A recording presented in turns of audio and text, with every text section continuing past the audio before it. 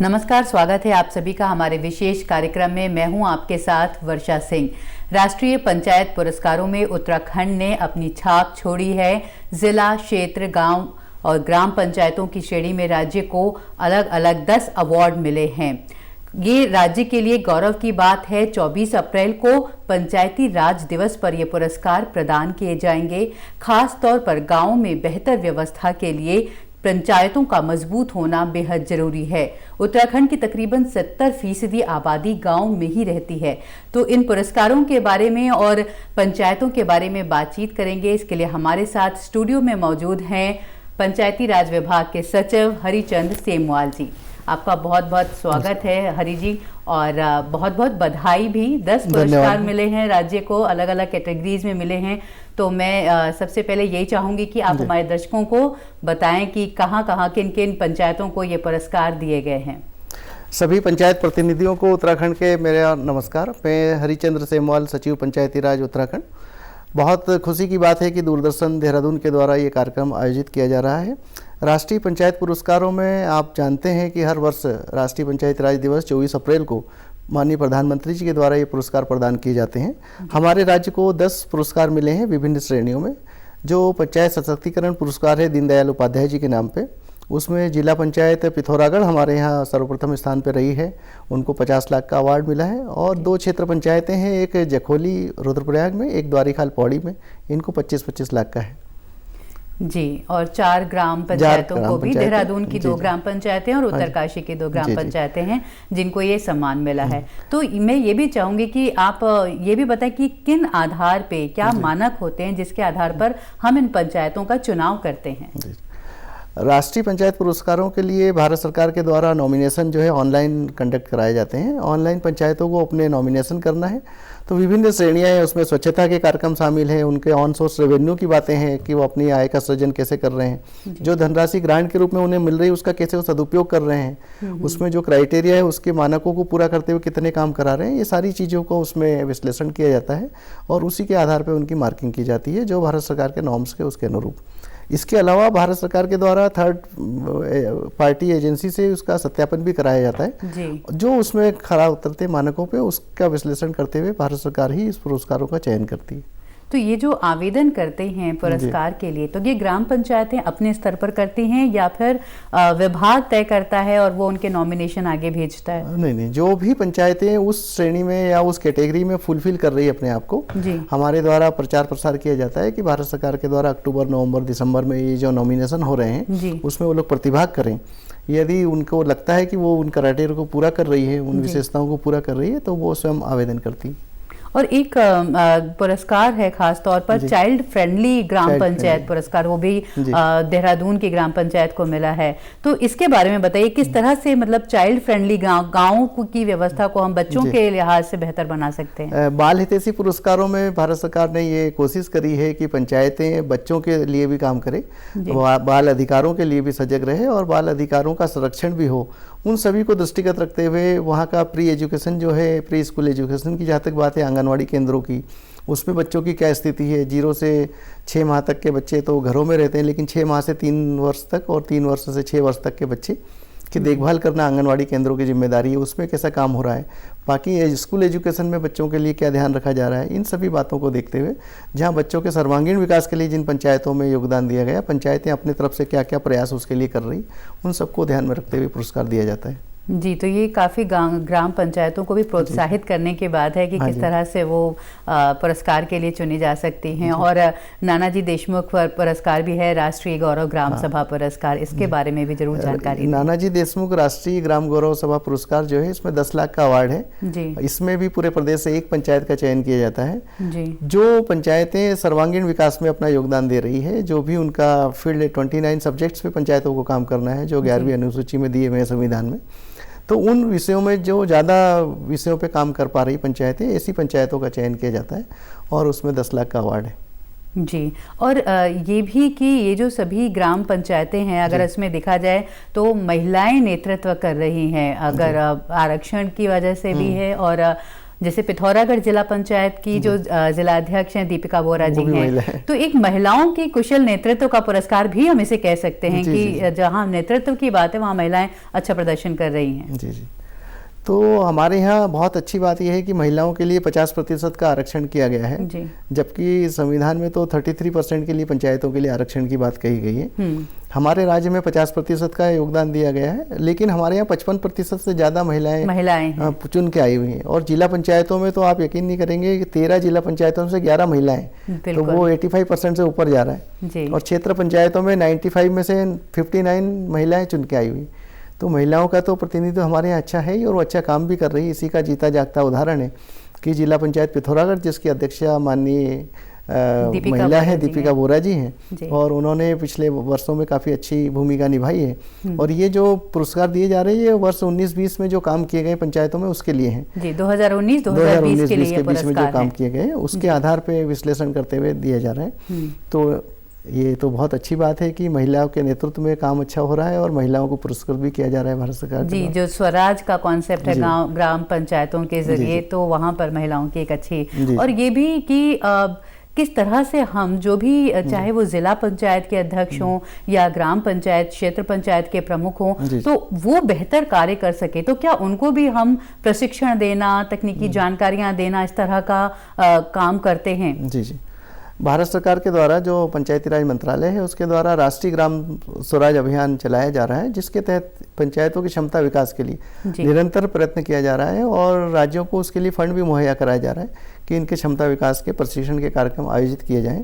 हमारे यहाँ 2019 में चुनाव हुए थे, लेकिन इत्तेफाक से 2020 में कोविड के कारण मार्च 2020 से ही सारी गतिविधियाँ रुक गई थी पूरे देश में ही, दुनिया में ही।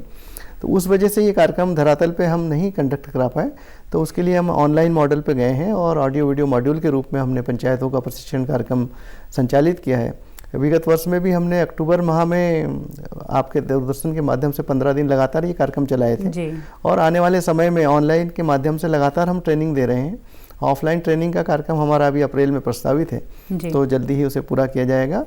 और ऑनलाइन मॉड्यूल के माध्यम से हमने पूरा अपना इन हाउस सारा सेटअप बना लिया है। एक साथ हम 100% पंचायतों को, जो 7,791 पंचायतें हैं, उनके साथ हम वार्तालाप कर सकते हैं, उनकी बातें हम समझ सकते हैं, और अपने जो भी कार्यक्रम चल रहे हैं, जो उनके नियम कानूनों से संबंधित बातें, वो भी लगातार उन्हें बताई जा रही है जी, ताकि उनका कुशल नेतृत्व हो सके। और ये सारी चीज़ें हमारे साइट पे भी उपलब्ध है, यूट्यूब चैनल पे भी उपलब्ध है, जिससे लोग अपने मोबाइल के जरिए इसको एक्सेस कर सकते हैं। और जो मॉड्यूल किताबों के रूप में बनाए गए हैं वो भी ई बुक के रूप में हमारी साइट पे उपलब्ध है, जिसे आप मोबाइल के जरिए एक्सेस कर सकते हैं जी। तो ये जो तकनीकी जानकारियां हैं या ये जो ऑनलाइन प्रशिक्षण हम देते हैं, तो इसके लिए ये भी जरूरी होगा कि जो हमारी ग्राम पंचायतें हैं वो भी तकनीकी तौर पर उन्नत हो, उनके पास भी वो एक्सेस हो कि वो ऑनलाइन ट्रेनिंग को ले सकें। जी। आज की तारीख में हमारे यहाँ कम से कम 80% पंचायतों में मोबाइल नेटवर्क की सुविधा है जी। इंटरनेट अभी सब जगह नहीं है, ये बात सही है। और उत्तराखंड की भौगोलिक परिस्थितियां भी थोड़ी संवेदनशील हैं, जिसकी वजह से तो उसके लिए भारत नेट जो चल रहा है कार्यक्रम फेज 2, उसमें सभी पंचायतों के लिए इंटरनेट प्रोवाइड कराने की काम चल रहा है। आने वाले अभी साल 1.5 साल में सारी चीज़ें पूरी हो जाएगी, लेकिन मोबाइल एक्सेस तो है ही लोगों के पास, कनेक्टिविटी 80% के पास है, तो उसके जरिए हम अपने कार्यक्रम आम जनता तक पहुँचा रहे हैं। और अगर जिस तरह से हम प्रशिक्षण देने की बात कर रहे हैं, अगर जो हमारे पंचायत या उन पे जो लोग हैं, जो प्रधान हैं, प्रमुख हैं, उनकी समस्या होती है और उन्हें विभाग तक संपर्क करना होता है, तो वो किस तरह से इस काम को करते हैं?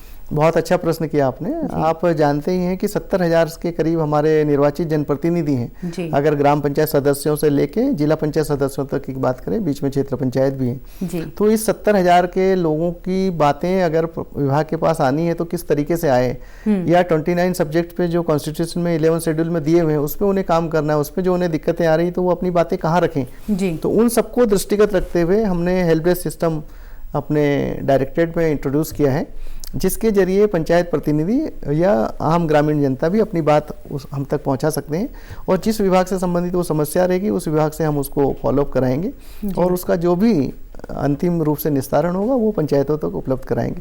ये सिस्टम हमारा 24 घंटे काम करेगा, तो आने वाले टाइम में सभी जनता तक हम इसको पहुंचाने का प्रयास कर रहे हैं। जी, ताकि जो कम्युनिकेशन है वो जरूर अच्छा हो, वो जरूरी होता है। और बहुत सारी योजनाएं हैं, केंद्र की भी हैं, राज्य सरकार की भी योजनाएं हैं, तो किस तरह से हम अपनी ग्राम पंचायतों को मजबूत बनाने के लिए इन योजनाओं के मार्फत काम कर रहे हैं, इनके बारे में थोड़ी जानकारी दें। तो जितना भी है भारत सरकार जो फंड दे रही है सेंट्रल फाइनेंस कमीशन के थ्रू, या राज्य सरकार जो है राज्य वित्त आयोग के द्वारा जो धनराशि मुहैया करा रही पंचायतों को, अब आज की तारीख में पूरे स्टेट से सारी पंचायतों को फंड एक साथ ट्रांसफ़र हो रहा है। ये पूरे देश में हमारा राज्य प्रथम राज्य जो सारी पंचायतों को एक साथ फंड ट्रांसफ़र कर रहा है ऑनलाइन माध्यम से। तो इससे भी एक स्मूथ एडमिनिस्ट्रेशन हुआ है। साथ साथ में जो पंचायतों को अपनी जिम्मेदारियाँ हैं, जो उन्हें क्राइटेरिया दिए हुए हैं, सेंट्रल फाइनेंस कमीशन की जो ग्रांट है उसका 50% उन्हें पेयजल और स्वच्छता पे काम करना है, तो उसमें भी काम बटे हुए हैं। बाकी 50% में अपनी निजी आवश्यकताएं जो है उसके अनुरूप वो कार्य कर सकते हैं। तो उसकी मॉनिटरिंग कैसे हो, इसके लिए भारत सरकार ने ये ग्राम स्वराज पोर्टल लॉन्च किया है पिछले साल 24 अप्रैल को राष्ट्रीय पंचायती राज दिवस पे माननीय प्रधानमंत्री जी ने इसको लॉन्च किया था। तो इसके जरिए मॉनिटरिंग भारत सरकार भी कर रहा है, हम राज्य स्तर पे भी इसको कर रहे हैं, ताकि कहीं कमियां है तो उसमें सुधार लाया जा सके। इसके साथ साथ भारत सरकार ने इसकी मॉनिटरिंग और सुदृढ़ करने के लिए ऑडिट को भी ऑनलाइन मोड में कर दिया गया है। इस वर्ष तो 20% पंचायतों का होना है, अब आने वाले वित्त वर्ष में 100% पंचायतों का ऑनलाइन ऑडिट होगा। इससे भी हम अपनी कमियों को सुधार सकेंगे और समय रहते हुए उसका जो भी निराकरण है वो कर सकेंगे। तो ये पंचायतें हैं, ये भी जो ई स्वराज पोर्टल है इसके जरिए अपनी जानकारियां साझा कर सकते हैं। आज की तारीख में ये स्थिति है कि पंचायतों में जो भी काम हो रहा है, ग्राम पंचायत विकास योजना जो बनाते हैं 2 अक्टूबर से लेके 31 जनवरी तक का उसका टाइम रहता है, उसमें सभी लाइन डिपार्टमेंट को अपनी भूमिका निभानी है, पंचायतों की मीटिंगों में जाना है, अपनी योजनाओं को वहाँ बताना है, और जो योजनाएं गाँव वालों के लिए जरूरी है उसको अपने कार्यक्रम में शामिल करना है। तो उसको भी ग्राम स्वराज पोर्टल पे चढ़ाया जा रहा है। आज की तारीख में दुनिया में कहीं भी बैठ के आप अपनी ग्राम पंचायत का काम क्या है, क्या उन्होंने कामों का चयन किया है, किस काम में कितनी प्रगति, इसका आप ऑनलाइन चेक कर सकते हैं। क्योंकि हर गांव की ज़रूरत भी अलग होगी, कहीं सड़क की ज़रूरत है तो कहीं उनको अलग तरह से जो उनका बुनियादी ढांचा है या पानी की दिक्कत है, तो वो किस तरह किस विभाग को किस गांव में ज़्यादा एक्टिव होने की ज़रूरत है, तो ये तय किया जा सकता है शायद इस तरह। हाँ, ये ग्राम पंचायत विकास योजना में इन्हीं सब बातों का ध्यान रखा जाता है। इस वर्ष से भारत सरकार ने ये कंपलसरी कर दिया है कि क्षेत्र पंचायतों को भी अपनी विकास योजनाएं तैयार करनी है, इसी तरीके से जिला पंचायतों को भी करनी है, ताकि जो उन्हें धनराशि मिल रही है, जो उन्होंने पहले से प्लान तय किया उसी के अनुरूप उसका खर्च हो और उसका बेहतर मॉनिटरिंग भी की जा सके और बेहतर सदुपयोग भी हो सके। जी, और ग्राम पंचायतों को खासतौर पे गांव की बात कर रहे हैं हम, तो उनको आत्मनिर्भर बनाना वित्तीय मामलों में ये भी देखा जाए तो बहुत जरूरी है, ताकि वो अपने क्षेत्र विशेष की जो उनकी जरूरतें हैं उससे जुड़ी योजनाएं बना सके, उस पर काम कर सके। जी जी, तो इस क्षेत्र में भी भारत सरकार ने तो जोर दिया है, राज्य सरकार भी जोर दे रही है। गांव की जो अपनी आवश्यकताएं हैं उसको वो स्वयं अपने स्रोत से पूरा कर सके, इसके लिए ऑन सोर्स रेवेन्यू जनरेट करने के लिए भी पंचायतों को अधिकार दिए हुए हैं। वो पंचायत क्षेत्र में अपने जो भी उनका एक क्राइटेरिया क्षेत्र है उस पर वो शुल्क लगा सकती हैं, उस पर वो हाउस टैक्स लगा सकती हैं, पेयजल के लिए यूजर चार्जेस लगा सकती है, सफाई के लिए यूजर चार्जेस लगा सकती है। सभी अख्तियारात पंचायतों को दिए गए हैं एक्ट में भी और उनके प्रैक्टिस में भी। जी बिल्कुल। और बहुत सारी जो महत्वपूर्ण योजनाएं हैं हम जिसे कहेंगे, जैसे जल जीवन मिशन है या अभी कैच द रेन योजना की शुरुआत हुई है, तो ये सारी योजनाएं एक तरह से कहें तो जिम्मेदारी गाँव की पंचायतों पर ही है। जी जी, पंचायतों की भूमिका निसंदेह वर्तमान में बहुत बढ़ गई है। हर चीजों में उनको योगदान देना है, हर विभागों की योजनाओं जहां पंचायतों में क्रियान्वित हो रही है उसकी मॉनिटरिंग करना है, सही तरीके से सही लोगों तक लाभ पहुंचे इसका ध्यान रखना है, इसका चुनाव करना है। ये सारी बातें इसमें शामिल है। और जहां तक आपने बोला जल जीवन मिशन की बात है, हर घर नल से जल देने की बात है, जो भारत सरकार का एक बहुत अच्छा मिशन है जो शुद्ध पेयजल उपलब्ध कराने के लिए, उसमें भी पंचायतें अपनी भूमिका निभा रही है। और जल जीवन मिशन के बारे में बताइए कि इसमें पंचायतें किस तरह के काम करेंगी। पंचायतों को जो अपने गांव की योजना है, गांव के अंदर पानी आने के बाद हर घर तक पहुंचाना, उसे उसकी जिम्मेदारी पंचायतों को दी गई है। उसका मेंटेनेंस सुचारू रूप से रहे, वो आगे टाइम में चलती रहे सुचारू रूप से, उसकी देखरेख की जिम्मेदारी उनकी है। उसके लिए यूजर चार्जेस लगाने की, उसको वसूल करने की जिम्मेदारी पंचायतों की है। इस तरीके की। और ये जो कैच द रेन अभियान है वर्षा जल संग्रह के लिए, तो इसमें भी चाल खाल बनाने जैसे काम शामिल होंगे। कैच द रेन की जो बात करी आपने, भारत सरकार के द्वारा इस वर्ष जोर दिया गया है। जो 22 मार्च को विश्व जल दिवस था, उस दिन माननीय प्रधानमंत्री जी ने एक कार्यक्रम लॉन्च किया है, जिसमें हर पंचायतों को जिम्मेदारी दी गई है कि मानसून पूर्व क्या क्या गतिविधियां होनी उसको देखें, पंचायतों में उसका डिस्कशन हो, पंचायतों में उस पर चर्चा हो और मानसून के दौरान उन कामों को किया जाए ताकि वर्षा के पानी को हम रोक सकें। जो वर्षा जल संग्रहण की बातें हो रही है उस पर काम कर सकें और मानसून के बाद में किस तरीके के काम हुए, कितना हम काम कर पाए और आगे क्या सुधार की ज़रूरत है उस पर विचार करें। तो ये अभी मार्च से लेकर अक्टूबर तक का कार्यक्रम तय हुआ है और इसमें भी पंचायतें अपनी भूमिका निभा रही हैं। और एक बड़ी महत्वपूर्ण चीज़ है गांव में रोजगार का मुद्दा।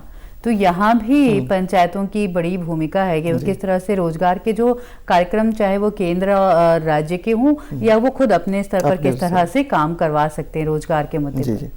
इसके लिए भारत सरकार ने जो कार्यक्रम चलाए हैं वो तो है ही, राज्य सरकार की भी योजनाएं हैं जो ग्रामीण क्षेत्रों में स्वरोजगार को बढ़ावा देने के लिए है, वो पंचायतों के माध्यम से क्रियान्वित हो रहे हैं। ग्राम विकास विभाग के द्वारा भी कई रोजगार परक कार्यक्रम चलाए जा रहे हैं, जिसमें मनरेगा तो एक महत्वपूर्ण घटक है ही। इसके अलावा सेल्फ हेल्प ग्रुप के माध्यम से भी रोजगार सृजन के कार्यक्रम चल रहे हैं।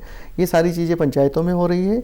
इसके अलावा अभी राज्य सरकार ने जो सोलर एनर्जी पे ध्यान देने की बात करी है, उसमें भी 25 किलोवाट तक के प्लांट जो है ग्रामीण लोग अपनी भूमि में लगा सकते हैं। उससे भी एक रोजगार सृजन की बहुत अच्छी संभावना है जागरूक। और ये तो खास तौर पर एक बहुत अच्छी योजना है जो सौर ऊर्जा से जुड़ी योजना है, क्योंकि गाँव की अपनी स्थानीय जरूरत भी पूरी होती है, जो बिजली की समस्या है वो भी पूरी होगी, उसके साथ ही रोजगार भी जुड़ता है इसमें।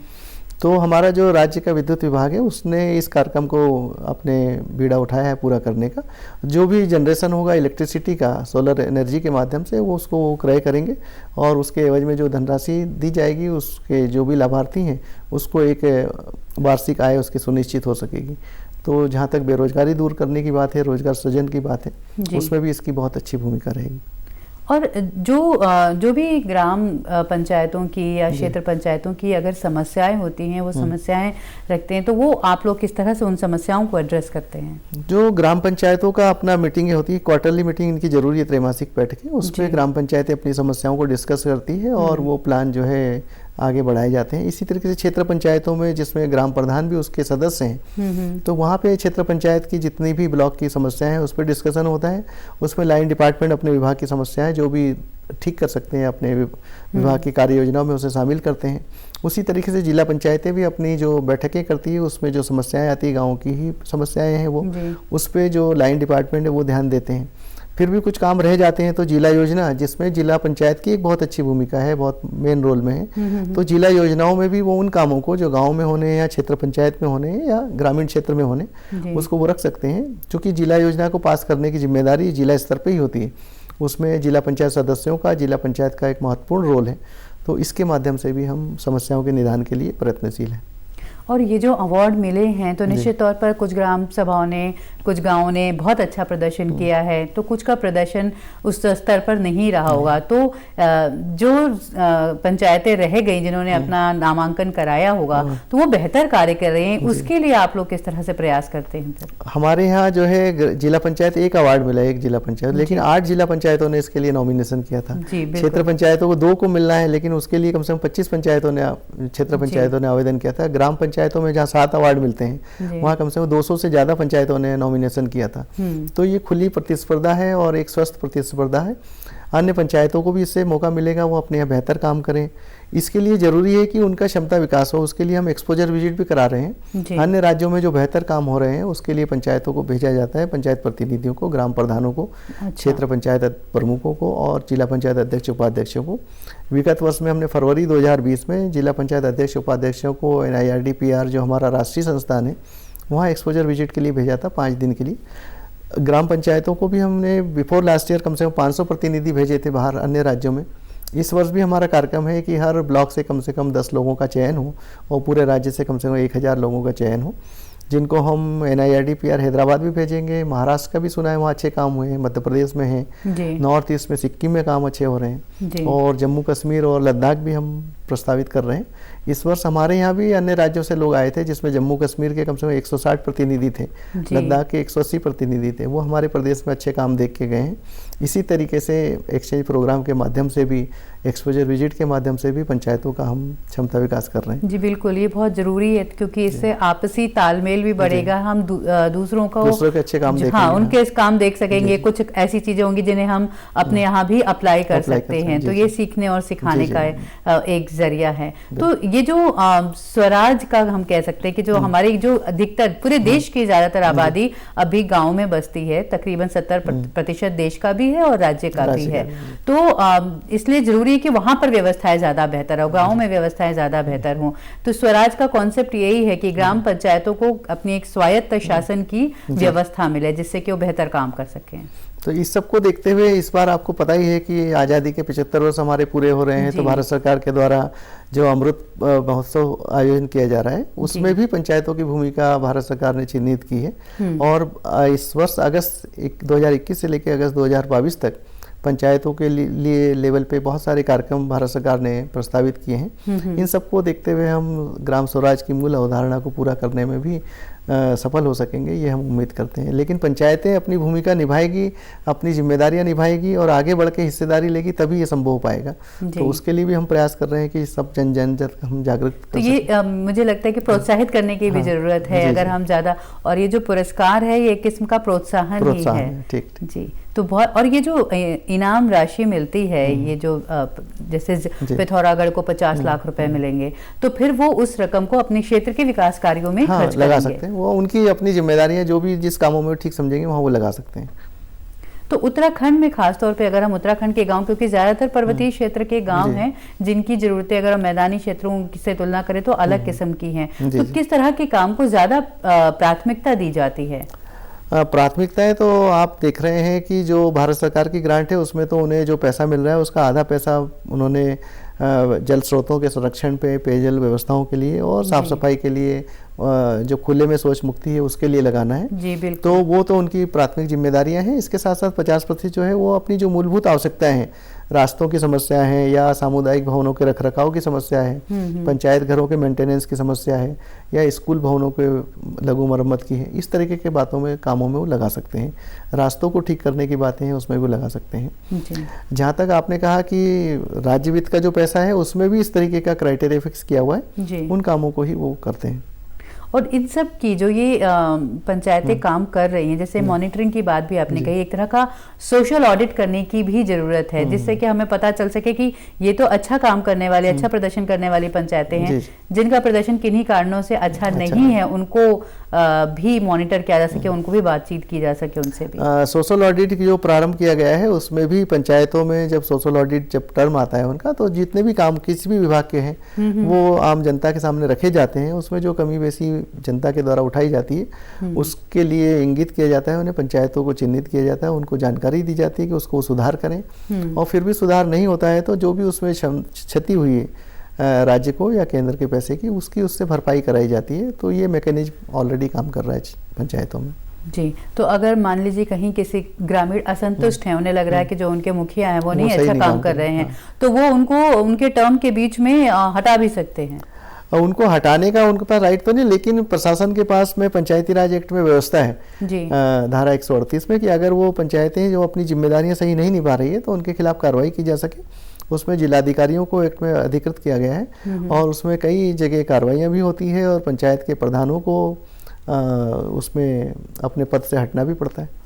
जी बिल्कुल, क्योंकि जो स्वराज की व्यवस्था है, जो जनता के द्वारा आप किस तरह से चुन के आ रहे हो, तो आपको लोगों के लिए काम करना ही है। और तो ये जो पूरी व्यवस्था है ये पंचायतों को और गांव के शासन को, जो स्वराज की बात हम कर रहे हैं कि उसको मजबूत कराने की व्यवस्था है। तो अब कौन से नए कार्यक्रम आप भविष्य में ग्राम पंचायतों के जरिए विभाग ऐसे कार्यक्रमों को प्लान कर रहा है? राज्य सरकार के स्तर पे हमारा प्रयास होगा कि जो 29 सब्जेक्ट्स पंचायतों को दिए गए हैं उसको हम वो रेखी विभाग जो है पूर्ण रूप से पंचायतों के साथ में मिलकर उस पर काम करें।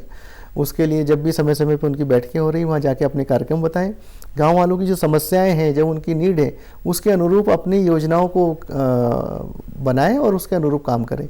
इसके लिए हमारी कोशिश है कि उस पर हम आगे अब बढ़ेंगे। जैसे इस समय मौजूदा समस्या मुझे लगता है, अगर हम गांव की बात करेंगे तो जंगल की आग जैसी समस्या है। इस तरह की समस्या का किस तरह से निदान होता है फिर? जंगल की आग में जो है, आपने कहा ग्रीष्म ऋतु में हर साल बढ़ रही है, इस बार भी आपने देखा कि बहुत हो रहा है। तो फॉरेस्ट डिपार्टमेंट जो है, वन विभाग पंचायतों के साथ मिलके, कहीं जहाँ पे वन पंचायतें हैं वहाँ वन पंचायतों आगे आ रही है, जहाँ वन पंचायत नहीं ग्राम पंचायतों के साथ मिलके उसमें आग बुझाने के लिए लोकल लोगों की भागीदारी रहे, कम्युनिटी का इसमें साथ रहे, क्योंकि जंगल लोगों के, आम जनता के लिए ही है। उन्हीं को जो चारा है या ईंधन है या अन्य माइनर फॉरेस्ट प्रोड्यूस है, वो गांव वालों के लिए ही। तो गांव वालों का उसमें साथ रहे, गांव वाले उसमें जागरूक हों, और जो भी कार्यक्रम फॉरेस्ट डिपार्टमेंट चला रहा है आग बुझाने के लिए, तो वो गाँव वालों के सहयोग से उसे क्रियान्वित कर रहा है। जी, जिस तरह गांव में कहा गया है कि महिलाओं को खास तौर पर कि ग्राम प्रहरी के तौर पर तैनात कर लें, तो ये मतलब गांव वाले अपने जंगल की सुरक्षा करेंगे और विभाग उनकी मदद करेगा, और इसके लिए उनको वित्तीय सहायता भी दी जाती है। जी, फॉरेस्ट डिपार्टमेंट उसमें मानदेय देता है। जो भी फॉरेस्ट को आग को रोकने के लिए लोग लगाए जा रहे हैं, लोगों की मदद ली जा रही है, या लोगों की जो भी उसके लिए ज़रूरत चीज़ें हैं, उसके लिए कोई उपकरण चाहिए, तो वो भी फॉरेस्ट डिपार्टमेंट और आपदा प्रबंधन के द्वारा भी उसमें मदद दी जाती है। जी, तो मैं ये भी ज़रूर चाहूँगी कि वो ग्राम पंचायतें जिन्हें इस बार पुरस्कार नहीं मिला, जिन्होंने वाकई में अपने क्षेत्र में अच्छा काम किया, तो आप उनको किस तरह की सलाह देंगे? हमारा तो यही आग्रह होगा सभी पंचायतों से कि वो अपने भूमिका को बहुत बखूबी से निभाएं, शिद्दत के साथ में उसमें आगे बढ़ें, ताकि अगले आने वाले वर्षों में इसमें जो पंचायतें रह गई है वो अपनी भूमिका का निर्वहन कर सकें और वो पंचायतों को पुरस्कार मिल सके। जी, तो आप हमारे स्टूडियो में आए और हमारे साथ ये महत्वपूर्ण जानकारियाँ साझा की, इसके लिए आपका बहुत बहुत शुक्रिया। धन्यवाद दूरदर्शन का भी, सभी पंचायती राज संस्थाओं का भी। जी, तो पंचायती राज संस्थाएं जो हैं वो गांव की व्यवस्था को, जहां पर ज़्यादातर आबादी देश की, राज्य की रहती है, उसको मजबूत बनाने का काम करती हैं। तो ये पुरस्कार एक तरह से प्रोत्साहन है उन पंचायतों को जिन्होंने अच्छा काम किया है, और उनके लिए भी जो अच्छा काम कर सकते हैं और भविष्य में इन पुरस्कारों को हासिल कर सकते हैं। तो कार्यक्रम में इतना ही। नमस्कार।